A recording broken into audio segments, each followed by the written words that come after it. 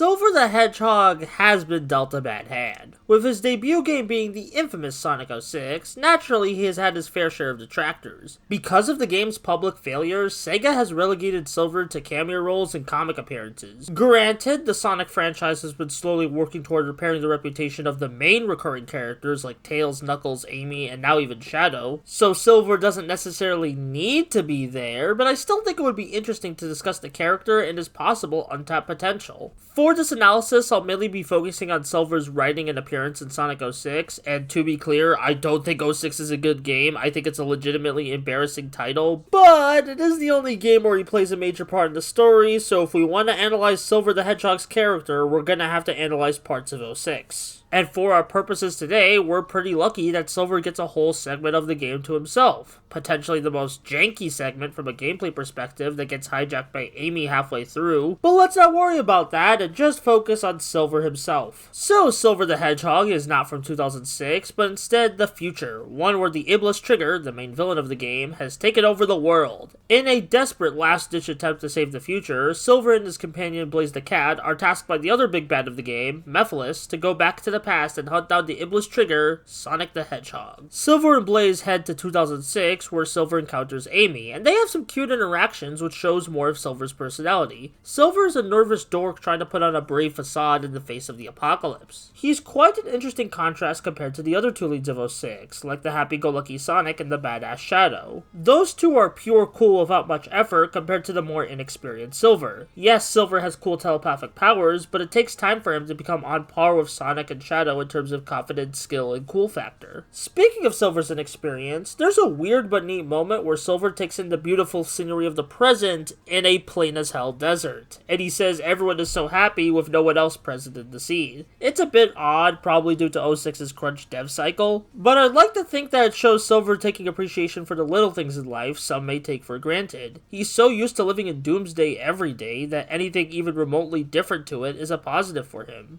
Silver finds Sonic, they fight, Amy leaves Silver because that's not cool to her, and then Silver has a brief moment contemplating the morality of killing someone. Is it ultimately right to take someone's life, even if it's to save so many's future? It's an interesting idea that sadly doesn't lead anywhere beyond the next level in a Chaos Emerald. After a bit, Silver finds and fights Shadow the Hedgehog, where they accidentally use their Chaos Emeralds at the same time to figure out time travel. This leads to a bunch of 06 lore stuff that isn't important, but what is important is that Silver learns that Sonic wasn't the trigger and that Mephiles is the bad guy. Before I move on, I just want to mention I quite like the interactions these two hedgehogs get with each other. At first, Shadow overpowers Silver in a fight, but then starts to mentor Silver, and Silver comes out of Shadow's confrontation and team up with more confidence to take on the future. So after Silver helps Sonic with his plotline, Silver realizes that he must confront Iblis in his Doom timeline of the future to save the world. He can't change the past unless he confronts the future, which is a pretty raw revelation of moral.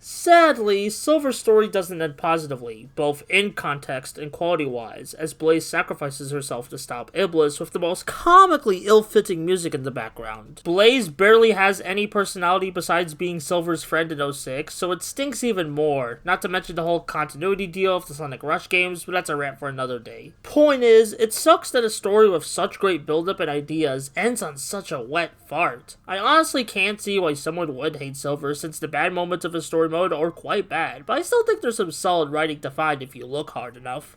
However, I think there's one element of Silver's appearance in 06 that we can all agree is good. His theme song, Dreams of an Absolution. While yes, Bentley Jones wrote the song around a breakup he was going through at the time, it still works extremely well with Silver's character as he dreams for a better tomorrow, along with referencing events he goes through in 06. I love how the double meaning gives the song multiple layers so it has broad enough appeal to be enjoyed by anyone, which is a big reason the best Sonic music is so beloved and has stood the test of time. So, what did we learn about Silver through this analysis? Well, to be blunt, that this character has so much untapped potential. I was already quite endeared by his best character moments in 06, so imagine how much better his character could be if he was in a game that didn't play like shit, wasn't rushed, and had a better overarching story. I mean, if frickin' Black Doom from the Shadow the Hedgehog game can come back for Sonic X Shadow Generations, I think Silver can and should come back for a modern Sonic game. He has a very unique flavor compared to other Sonic rivals like Shadow and Knuckles, being a friendly face that can still fight the enemies series when the time comes. It's gonna be a while since there's more popular characters that people want in post-Frontiers games, but I'm sure Silver's grand moment in the gaming landscape is yet to come. I hope in my lifetime I get to see Silver the Hedgehog in a good video game that I like, but for now I'll stick with the bits and crumbs I've picked up in 06.